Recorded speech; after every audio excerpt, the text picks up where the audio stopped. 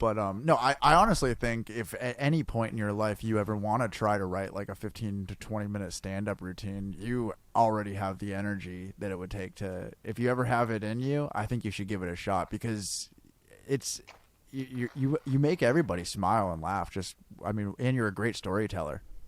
Look, he's going to beat me up, but Brendan Schaub said the same thing, so that kind of made me Oh nervous. no! Oh no! I said something the same as Brendan Schaub. Oh no, Chris! Don't do this to me. That's why. Yo, it was funny because when I was in the studio, I felt bad because the guys around. He was probably jealous. He was jealous of your timing. The studio guys go, man, that's crazy. We've never had a fighter and a comedian in here. And I looked over and I was like, oh. That's like, funny. Come on, man, don't do that to my man. But now he's a good dude, man. Like I know but past all once the cameras are off, I'll say, unfortunately, once the cameras are off, like, well, even with me, on camera with me, he's a good dude. But like, I get what he, we get that. I don't want to clickbait type, type thing or whatever. But humble. I'll say, humble, good dude. Like outside of it, like we had a real good like deep talk outside of the show and whatnot, and just talking about life, kids, and everything in general, and like. You can, how sometimes some people can throw that at you and you're just kind of like, yeah, okay, that sounds, you don't even know your kid's middle name. Get out of here, but like he genuinely seemed like, he's a good father, type thing. So just judging off of that, because it's tough. It's tough to be, a lot of pops, skirt on out, these days and whatnot. So like, just it's sad that sometimes that's the bar to judge a man, but after what he's done and said and stuff, you got like I was like, okay, I gotta gauge this somewhere with this guy. Okay, he's a respectable father. I like it a lot. But nah, good dude, man. Might actually be doing something with them soon. Over there at Thick Boy Studios. But awesome. Yeah, man. Good guy. That Schwab. Hopefully, dude, it's funny.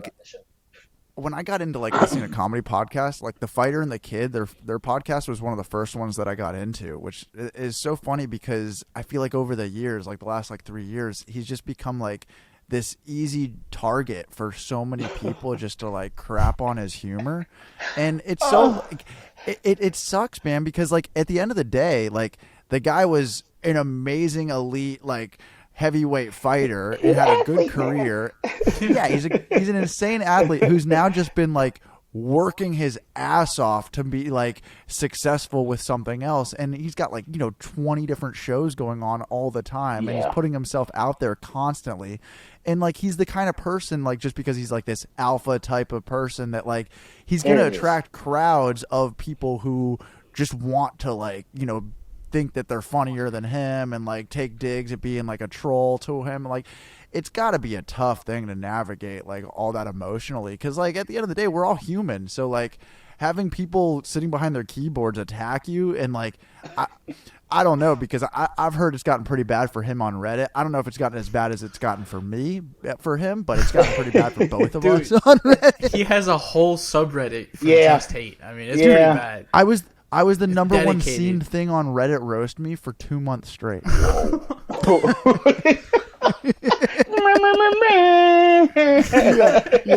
yeah. We'll take that sub. Oh man. Yeah, we're professional here. I see. Soundboard ready. Yeah.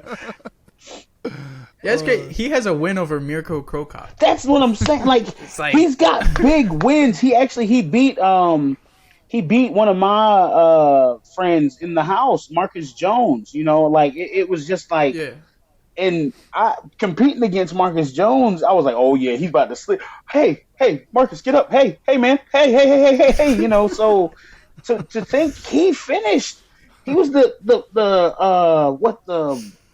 second. He got second place in that show. Like everybody that was on that show went on to who won? Big Country ended up winning it. Big Country hit him with that overhand right and sent that man to another dimension.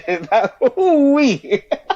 We talked I about mean, to him. be fair, not a lot of people survive. Nah, yeah, it's something about this body size and that overhand right. Like Yeah. Mark Hunt, Big Country, Daniel Cormier when he would throw his overhand right. I think Yeah. that's what I'm missing. That is what I'm missing. I'm the only UFC heavyweight without an overhand right knockout. So hey You got guys, spinning heel kicks. yeah, I got It's everything coming. else except for the knockout, the overhand Yeah. right. But yeah, man, like he's got big wins, and it's like. You said it exactly. It's that alpha mentality, I think, that really It's gets his him fan in base. trouble. Yeah. And then like, it's too many Chiefs in here, man, and like, just what would you say? He's got a whole subreddit just of hate alone, So yeah, like now there's times where he puts himself there. Like I'm like, dude, really? Yeah, for You sure. said that out loud? Like, come on, man. We gotta stop. Give yourself 5 seconds. Think. And then speak, sir. He's in this weird world where like his fans are also his haters, which is like this this very interesting like new world of like celebrity that also exists because there's so many people you can just follow on anybody on Instagram. So, but he's got like it's like the same people who would troll him would also probably go to see him live, like if he was in their town. It's those guys that you better not talk about shops. I talk about shops. It's like, whoa, all right, hey, hey, I talk me. about Schaub. My bad. Get him. Gringo Poppy's my favorite and least favorite stand-up special. And I hate him. Wait, what? Yeah. Yeah. No, Oh man. whatever. The thing is, at the end of the day, he's probably as happy as he can be. And Yes, doing I a will great tell you job, that. So. All that hate does nothing to him. All that does is sign more checks for him. All that does, bring in more checks for him, man. So Right. I will give him that, dude. And like that was one of the things that it's kind of like what's this? This dog wants to go outside. I don't know if y'all heard him in the background the whole time. It's like, geez, all right, calm down, good. man. But like that's his thing, dude. It's almost like not an image type thing now, but it's like I'll play that role because I know how, but I'm not that guy outside of this type thing, So if it's gonna keep them lights on, pay them bills, all right, man. Hey, call me what you want. Well, I think people would definitely go to see you fight and do stand up at some point in your life because you do If have. I did it all in one commanding- night, oh man! Do a set right after you win. Coming live in Vegas, fresh from. You Dude, fill I the know seats. Dude, that'd I be know they have wild. Sorry, what were you saying? No, I was saying that'd be wild, man. Y'all got my Yeah. brain. My hamster started running again. It's not fast, but he's running. I'll tell you that much. I mean, there's just certain people though. Like anything that they say has this like extra punchline to it. Like even if they're not even trying to be funny, but like it's I don't know. You're very animated. You're very animated when you speak. I'm sure you are like physically also when you're like if I was watching you, I'm sure there's like an element to that also. But no, there's certain people that when they talk, they make you smile, and then the next thing that comes from it is a good laugh from it. So. I think you got that in you. That's gotten me in trouble a lot too. So yeah, I need to get paid from it too. By this point, that got me a lot of in-school suspension. Well, really, Chris, was that appropriate? No, it wasn't, man. But it was funny. You even chuckled. Go to the principal. Ask Yes, Brendan. Maybe just ask Brendan, and Joe Rogan will tell you how to do it because that's what. You know what? Half of that's Joe Rogan's fault because Joe Rogan was like, "Hey man, I think you should do this. I think you should get on stage." And it was like 2 hours later, "Hey man, I think you should get off stage. I don't know why you did this." It's like, wait a minute, wait. Yeah. You created this monster. Too, Yeah, he told him he's like, just do comedy, do the podcast, stop fighting, and then he's like, I don't know. Brendan says too much. He's like, what? Like he said something the other day. He was like, I'm like a sitter for someone needs to like watch over Brendan and make sure that he says the right thing. I'm telling you, you got mad. Somebody get him a little choke collar.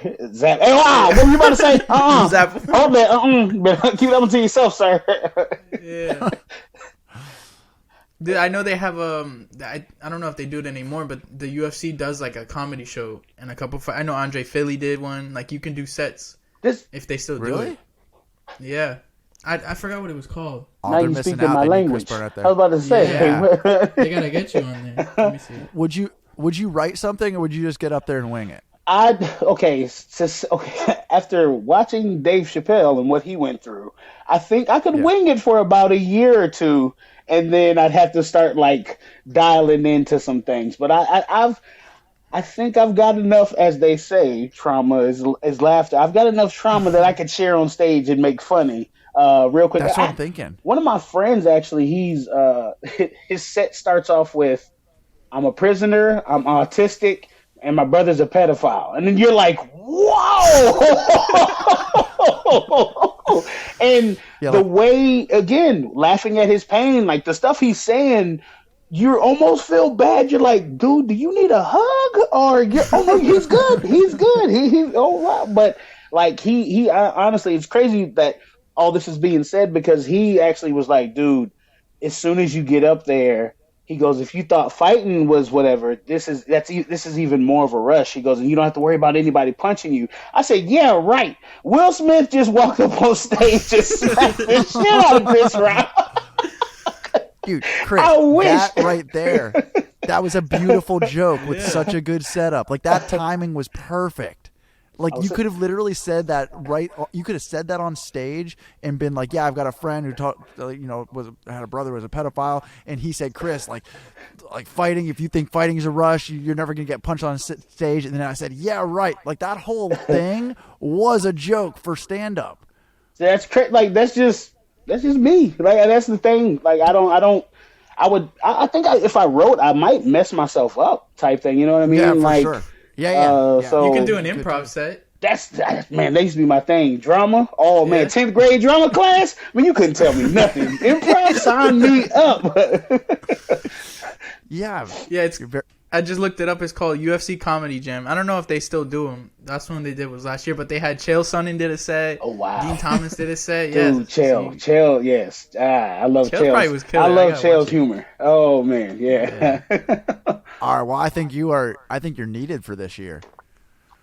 Man, sign me up. Well, tell me where to sign up. Do I need to go to Reddit and tell them to sign me up? Apparently, you gotta get roasted first. Yeah. Oh man, yeah, I don't know if I can do take it that. for a year. Record your sets for a year, and that's your hour special. Perfect.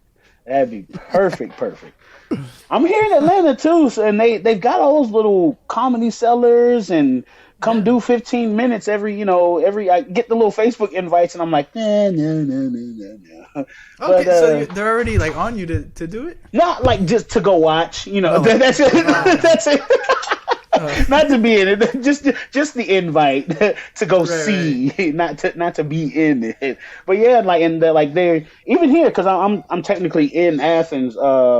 Which go Bulldogs! Woo! Yeah, get out of here.